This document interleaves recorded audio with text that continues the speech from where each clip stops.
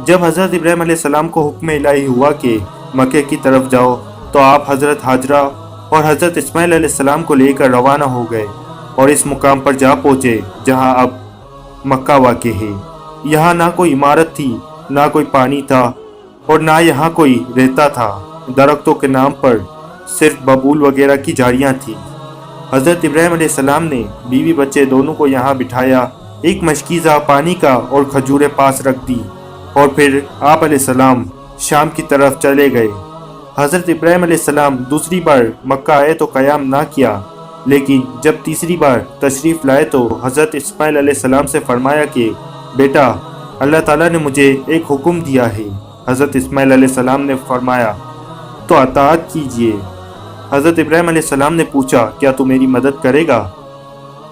حضرت اسماعیل علیہ السلام نے کہا کیوں نہیں؟ حضرت ابراہیم علیہ السلام نے کہا اللہ تعالیٰ نے مجھے حکم دیا ہے کہ یہاں ایک گھر بناؤ۔ گھر کی تعمیر شروع ہوئی۔ حضرت اسماعیل علیہ السلام پتھر لاتے جاتے اور حضرت ابراہیم علیہ السلام بناتے جاتے تھے۔ جب تعمیر ذرا بلند ہو گئی تو حضرت اسماعیل علیہ السلام ایک پتھر اٹھا لائے تاکہ حضرت ابراہیم علیہ السلام اس پر کھڑے ہو کر تعمیر کرے۔ یہی مقام ابراہیم ہے۔ دونوں باپ بیٹے دیوار اٹھاتے جاتے تھے اور دعا کرتے جاتے تھے، اے پروردگار ہم سے قبول فرما، تو سننے اور جاننے والا ہے۔ انہوں نے اس گھر کی تعمیر نہ مٹی سے کی اور نہ چونے سے، بس پتھر پہ پتھر رکھتے چلے گئے۔ نہ اس کی چھت بنائی نہ دروازہ۔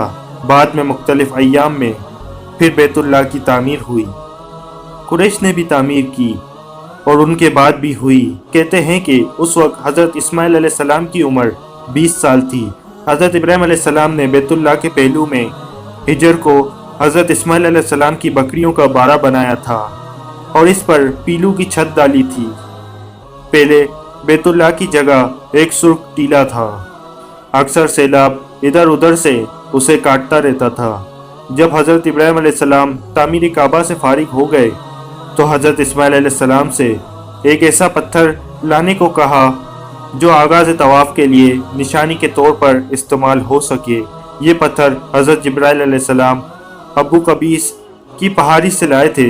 حضرت ابراہیم علیہ السلام نے اسے اس مقام پر رکھ دیا جہاں اب وہ قائم ہے۔ روایت ہے کہ یہ بہت روشن تھا۔ حضرت جبرائیل علیہ السلام نے انہیں تمام مقامات دکھائے اور پھر اللہ تعالیٰ نے حکم دیا کہ لوگوں کو حج کے لیے پکاریں تو حضرت ابراہیم علیہ السلام نے کہا پروردگار میری آواز لوگوں تک کیسے پہنچے گی؟ اللہ تعالیٰ نے فرمایا آپ پکاریے، ہم آپ کی پکار لوگوں تک پہنچا دیں گے۔ تفسیر جلالین میں ہے کہ حضرت ابراہیم علیہ السلام نے ابو قبیس پہاڑی پر چڑھ کر پکارا لوگو اللہ تعالیٰ نے ایک گھر بنایا ہے اور تم پر حج فرض کر دیا گیا ہے، لہٰذا تم اپنے پروردگار کی آواز پر لبیک کہو۔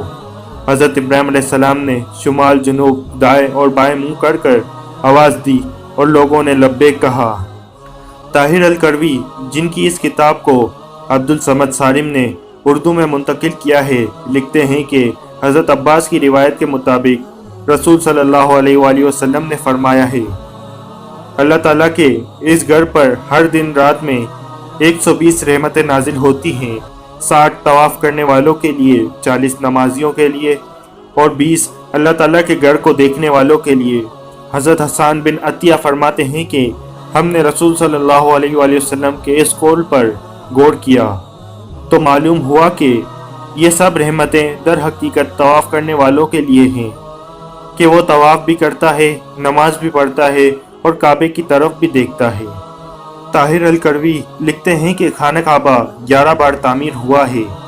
پہلے فرشتوں نے بنایا، حضرت آدم علیہ السلام نے بنایا، حضرت شیس علیہ السلام نے تعمیر فرمایا، حضرت ابراہیم علیہ السلام نے تعمیر کیا، عمالقہ نے تعمیر کیا، جرہم نے تعمیر کیا، کسا نے تعمیر کیا، قریش نے بنایا، عبداللہ بن زبیر نے تعمیر کیا، حجاج نے تعمیر کیا، پھر سلطان مراد رابع نے بنایا جو آل عثمان میں سے تھا۔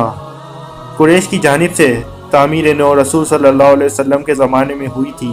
قریش نے تعمیر کے لیے جو حلال مال جمع کیا تھا وہ کافی نہیں تھا، اس لیے ہجر کی طرف 6 ہاتھ 1 بالش جگہ کم کر دی گئی۔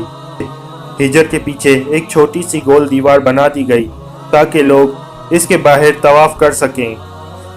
काबे के अंदर उन्होंने 2 सिफों में 6 सुतून रखे थे जिस पर छत थी। इससे पहले काबे पर छत नहीं थी, दरवाज़ा एक रखा था।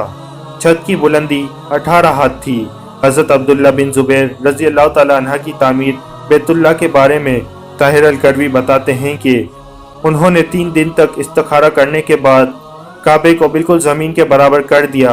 हज़रत इब्राहीम अलैहिस्सलाम की बुनियाद को भी खुदवाया तो देखा कि वो 6 हाथ और 1 बालिश हुजरे इस्माइल में दाखिल है, लिहाजा आपने उन्हीं बुनियादों पर तामीर की। ऐसा उन्होंने हज़रत आयशा की एक हदीस की बिना पर किया।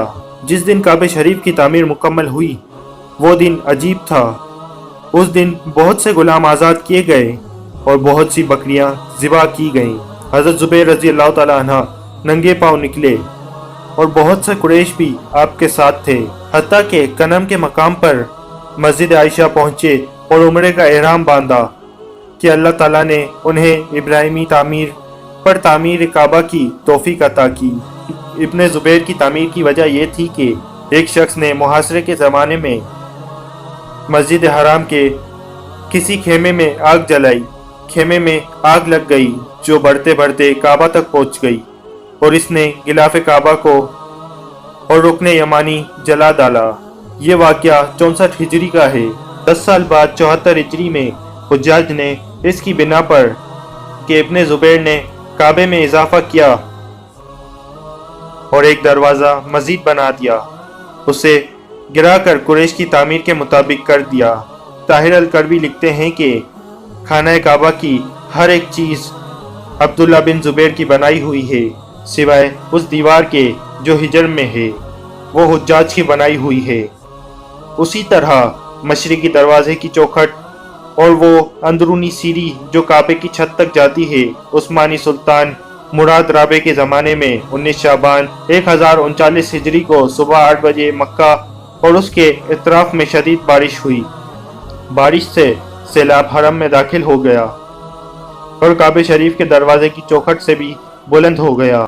दूसरे दिन जुमेरात को असर के वक्त काबे की शामी दीवार दोनों तरफ से गिर गई और उसके साथ ही मशरिकी दीवार का कुछ हिस्सा भी, मगरिबी दीवार भी गिर गई। छत का कुछ हिस्सा भी गिर गया। चुनाचा सुल्तान मुराद ने दोबारा खाने काबा की तामीर का हुक्म दिया। 1 साल में ये तामीर मुकम्मल हुई जिस तरह हुज्जाज ने बनवाई थी। सुल्तान मुराद की तामीर हमारे इस दौर तक बाकी है। तो दोस्तों, उम्मीद करता हूँ कि ये वीडियो आपको पसंद आई होगी।